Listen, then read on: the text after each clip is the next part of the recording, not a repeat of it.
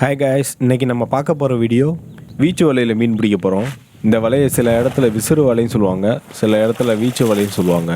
இந்த வலையை நம்ம பயன்படுத்தும் போது எந்த இடத்துல மீன் அந்த கூட்டமாக நிற்கிதோ அந்த இடத்துல பார்த்து கரெக்டாக வீசினோம்னாக்கா நம்மளுக்கு எல்லா மீனும் கிடைக்கிறக்கு வாய்ப்பு இருக்குது. இதில் ஒரு மைனஸ் என்னன்னாக்கா, நம்மளுக்கு காற்றடிக்கும் போது நம்ம வீசினோம்னாக்கா இது நம்மளுக்கு ஒழுங்காக போகாது. காற்று இல்லாத நேரம் போய் நம்ம இந்த வலையை பயன்படுத்தி பார்த்தோம்னாக்கா இதில் நம்மளுக்கு மீன் வர்றதுக்கு நிறைய வாய்ப்பு இருக்குது. நம்ம இன்றைக்கி வந்தனாலே காற்றோட நாளில் தான் வந்திருக்கோம். காற்றா இருக்கிறனால கொஞ்சம் வலை அப்படி இப்படின்னு தான் விழுந்துச்சு. இருந்தாலும் மீன் ஓரளவுக்கு கிடச்சிச்சு. கலர் மீன் கடைக்கெலாம் போனோம்னாக்கா ஏஞ்சல் ஃபிஷ்ஷுன்னு சொல்லிட்டு ஒன்று வாங்குவோம். அந்த மீன் மாதிரியே இருக்குது. இந்த மாதிரி சின்ன மீன்லாம் கிடச்சாக்கா திரும்ப அதை தண்ணியிலே விட்டுருவோம். இந்த வலையோட வெயிட், டோட்டல் வெயிட் வந்து 3.5 கிலோ வரும்.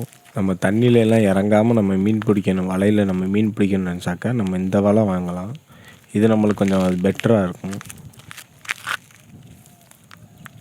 இங்கே வந்து நம்ம கிடைக்கக்கூடிய மீன், அதிகமான மீன் என்ன மீன் கிடைக்கும்னாக்கா கெளுத்தியும் மணலையும் கிடைக்கும். நம்ம எய்ம் பண்ணி வீசுகிறதே அதுக்கு தான். இந்த கெளுத்தி மீனை ஹேண்டில் பண்ணும்போது மட்டும் நம்ம பார்த்து ஹேண்டில் பண்ணுங்கள். ஏன்னா வந்து அதோட ஒரு முள் குத்துனாலும் ரொம்ப கடுப்பாக இருக்கும். எனக்கெல்லாம் பல தடவை கையில் இந்த முள் குத்தி இருக்குது. ரொம்ப கடுப்பாக இருக்கும். இன்றைக்கி முதற்கொண்டு நான் மீன் பிடிக்கும் போது கையில் ஒரு 2 முள் கையில் குத்துச்சு. நான் அடிக்கடி இந்த முள்ளில் குத்து வாங்கினால நம்மளுக்கு அந்த கடுப்போட தன்மை அதிகமாக தெரியாது. அதுவே இந்த புதுசாக குத்து வாங்குறவங்களுக்கு அதிகமாக அந்த கடுப்போட தன்மை அதிகமாக தெரியும். இந்த மீன் பேர் வந்து வெங்கனம் சொல்லுவாங்க. இந்த மீன் வந்து நம்மளுக்கு அதிகமாக கிடைக்கக்கூடிய இடம் வந்து கடலில் தான் கிடைக்கும்.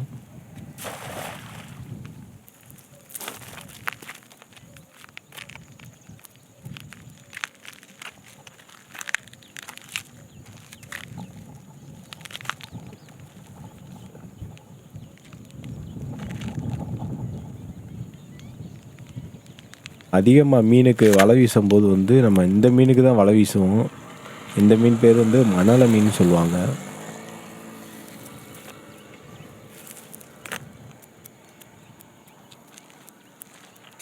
இந்த இறாலோட பேர் வந்து டைகர் ப்ரான்னு சொல்லுவாங்க. நம்மளுக்கு ஆற்றுல வந்து இது ரேராக தான் கிடைக்கும். இது வந்து அதிகமான விலை போகக்கூடியது. எக்ஸ்போர்ட்லாம் அதிகமாக யூஸ் பண்ணுவாங்க. இப்போ 2 பாறை வந்திருக்கு பாருங்கள். சின்ன பாறை தான்.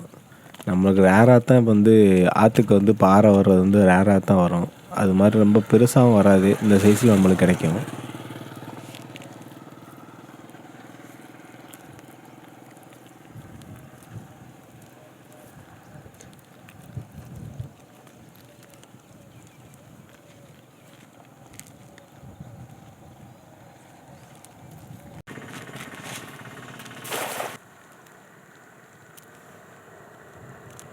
இந்த மீன் பேர் வந்து எறும்புநாக்குன்னு சொல்லுவாங்க. இந்த மீன் வந்து கடலுக்குள்ளே கடந்தால் நம்மளுக்கு கண்ணுக்கே தெரியாது. மண்ணோட மண்ணாக இருக்கும் அது பார்க்குறதுக்கு. மீன் பார்க்க கொஞ்சம் டிஃப்ரெண்ட்டாக இருந்தாலும் இந்த மீன் சாப்பிடக்கூடிய மீன் தான்.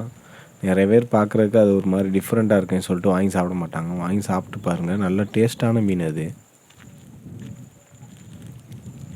இன்னொரு டைகர் ப்ரான் கிடச்சிருக்கு பாருங்கள். எவ்வளோ அழகாக இருக்குன்னு பாருங்கள். ராஜா வந்துடா, மலைராஜா. மலைராஜா போயிட்டான். பயிலு வந்து நடந்து பக்கத்தில் போயிட்டேன்னு சொன்னாங்களே. இந்த வந்துட்டாங்களா, வந்துடுவாங்க. சூடு எடுத்துட்டியா? சூடு இல்லை ராஜா போயிட்டான். பயில நடந்து வந்துட்டுருக்கேன்னு சொன்னாங்க. இதை கிட்ட போயிருக்கா, திருப்பி போன எங்கே போயிருக்காங்க? இந்த கேட்குறேன் பாரு.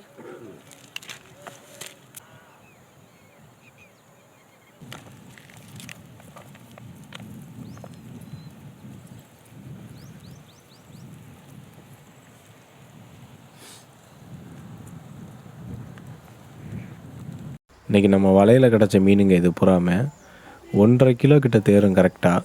நம்ம சேனலில் கண்டினியூஸாக நம்ம மீன் சம்மந்தப்பட்ட வீடியோ வந்து அப்லோட் பண்ணிட்டே வரோம். இன்னும் நம்ம சேனலை சப்ஸ்கிரைப் பண்ணாமல் வந்து சப்ஸ்கிரைப் பண்ணி வச்சுக்கோங்க. இதில் எதுவும் குறைகள் இருந்தாலும் நம்ம கமெண்ட் பாக்ஸில் சொல்லுங்கள்.